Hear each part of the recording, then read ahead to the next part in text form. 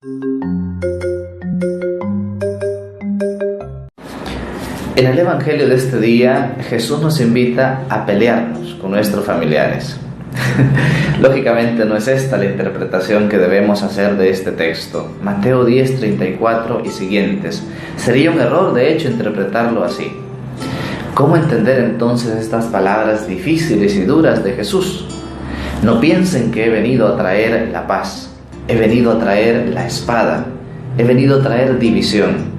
A poner, dice, en contra el hijo contra su padre, la hija contra su madre, la nuera contra su suegra. ¿Cómo entender este texto? Hay dos maneras de hacerlo. La primera es la que ya he mencionado, una manera literal de entender este texto. Es decir, todo aquel que se opone a que yo me acerque a Dios, todo aquel que se opone a que yo cumpla con Dios, se convierte en mi enemigo. Por lo tanto, lo repudio, lo alejo, lo insulto, no importa. Esa interpretación es errónea y inadecuada. Es aquella actitud entonces en donde dice la persona: bueno, si yo cumplo con Dios, no importa si no cumplo con mi esposo, con mis hijos, en mi hogar, con mi matrimonio, con mi amigo, con mi comunidad, etc. No importa entonces que yo descuide estas cosas siempre y cuando esté cuidando mis cosas con Dios. Esa no es la actitud adecuada. De hecho, hace un par de meses una señora me decía, tristemente: padre, yo el domingo tengo que ir a misa temprano, por lo tanto, yo no les hago desayuno a mi esposo ni a mis hijos, hay que vean cómo le hacen, porque yo tengo que cumplir con Dios. Jesús nos invita precisamente a encontrar un equilibrio entre mi vocación, si estoy casada, casado, si estoy en una comunidad religiosa, etc. A cumplir con Dios, pero no descuidar a mis hermanos. Ahí está el detalle. De hecho, la segunda interpretación es recordar aquel texto del Sermón de la Montaña, en donde Jesús nos dice: amen a sus enemigos. Enemigo no es aquel que me persigue para matar necesariamente, no es aquel que me anda buscando para hacerme daño, golpearme. Enemigo es aquel que se opone a que yo me acerque a Dios.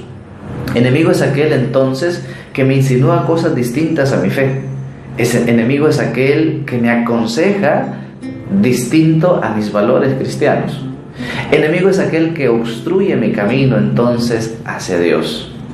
Pero ahí está el detalle. ¿Qué actitud nos pide Jesús?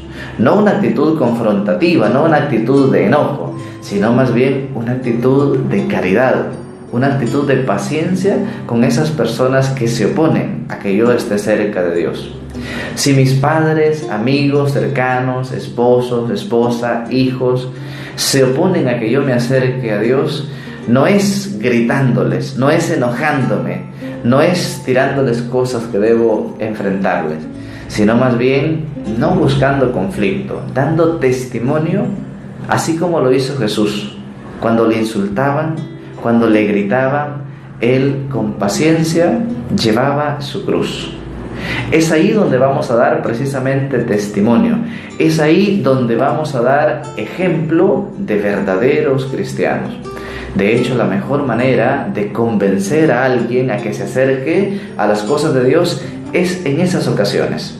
Cuando ante el mal yo respondo con el bien.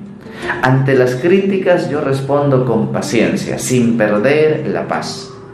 Hoy Jesús entonces nos invita no a pelearnos con nuestros familiares, al contrario, a llevar unidad ahí, a llevar paciencia, a llevar calma, no a ser confrontativos, sino más bien a que mi relación con Dios me ayude también en mi relación con mi esposo, con mis hijos, con mis amigos, con mis hermanos.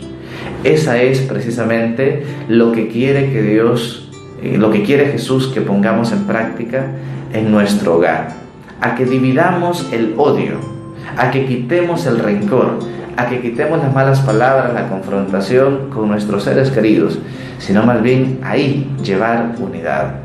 Que el Señor te bendiga. En el nombre del Padre, del Hijo y del Espíritu Santo. Amén. Que tengas un feliz día. Soy el Padre Sam.